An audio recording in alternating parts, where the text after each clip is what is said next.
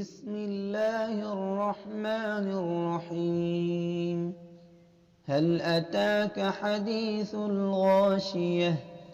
وجوه يومئذ خاشعة عاملة ناصبة تصلى نارا حامية تسقى من عين آنية ليس لهم طعام إلا من ضريع لا يسمن ولا يغني من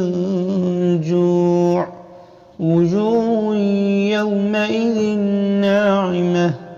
لسعيها راضية في جنة عالية لا تسمع فيها لاغية فيها عين جارية فيها سرر مرفوعة وأكواب موضوعة ونمارق مصفوفة وزرابي مبثوثة أفلا ينظرون إلى الإبل كيف خلقت وإلى السماء كيف رفعت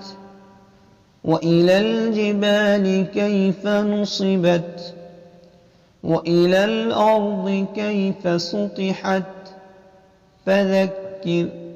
إنما أنت مذكر لست عليهم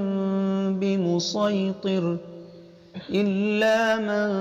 تولى وكفر فيعذبه الله العذاب الأكبر إن إلينا إيابهم ثم إن علينا حسابهم.